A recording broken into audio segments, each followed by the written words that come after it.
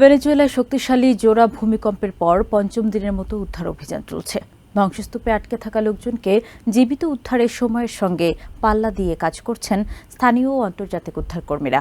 সবশেষ তথ্য অনুযায়ী ভয়াবহ এই দুর্যোগে নিহতের সংখ্যা ১,৭০০ ছাড়িয়েছে। এদিকে সবচেয়ে ক্ষতিগ্রস্ত এলাকায় অস্থায়ী আশ্রয়কেন্দ্র ও জরুরি আবাসন নির্মাণের ঘোষণা দিয়েছে অন্তর্বর্তীকালীন সরকার। গত ২৪ জুনের ভয়াবহ জোড়া ভূমিকম্পের ধাক্কা এখনও কাটিয়ে উঠতে পারেনি ভেনেজুয়েলা। দুর্যোগের পর এই প্রথম বড় প্রশাসনিক পদক্ষেপ হিসেবে গৃহহীন মানুষদের জন্য অস্থায়ী আশ্রয়কেন্দ্র ও জরুরি আবাসন ব্যবস্থাপনায় এক বিশেষ যৌথ কমান্ড গঠন করেছে অন্তর্বর্তীকালীন সরকার। অন্তর্বর্তীকালীন প্রেসিডেন্ট ডেলসি রড্রিগেজ জানান, ধ্বংসস্তূপের নিচ থেকে এখনও জীবিত মানুষ উদ্ধার হওয়ায় আশার আলো জ্বলছে। উদ্ধার অভিযান জোরদার করতে বিশ্বের প্রায় ৩০টি দেশের বিশেষজ্ঞ উদ্ধারকারী দল এবং আন্তর্জাতিক ব্রিগেড ভেনেজুয়েলায় উদ্ধারকর্মীদের সঙ্গে কাজ করছে। এদিকে সোমবার সকালে রাজধানী কারাকাসে ৪.২ মাত্রার একটি আফটার শক অনুভূত হলে নতুন করে আতঙ্ক ছড়িয়ে পড়ে। তবে ন্যাশনাল অ্যাসেম্বলির প্রেসিডেন্ট হোর্হে রড্রিগেজ জানিয়েছেন, এতে নতুন কোনো হতাহত বা বড় ধরনের ক্ষয়ক্ষতির খবর পাওয়া যায়নি।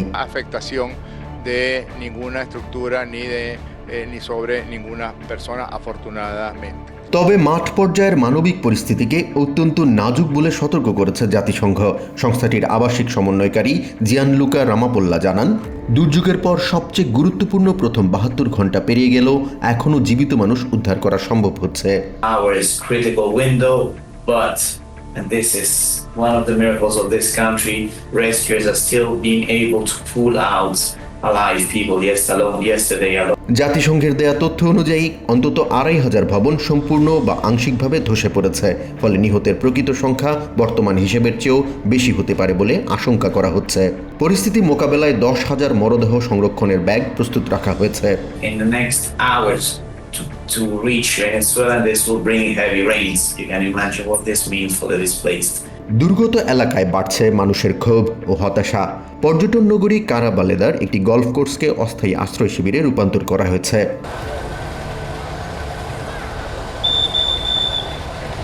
তবে এই বিপর্যয়ের মধ্যেও মিলছে জীবিতদের ফেরার ঘটনা। লা গুইয়ারায় ভূমিকম্পের ৩২ ঘন্টা পর ধ্বংসস্তূপ থেকে ১৮ দিন বয়সী এক নবজাতক ও তার মাকে জীবিত উদ্ধার করা হয়েছে। একইভাবে ১০৬ ঘন্টা ধ্বংসস্তূপে আটকে থাকার পর ২১ বছর বয়সী অ্যারন লেভি কন্তিওকেও জীবিত উদ্ধার করা হয়। তাকে উদ্ধারের পর উপস্থিত মানুষ উল্লাসে ফেটে পড়েন।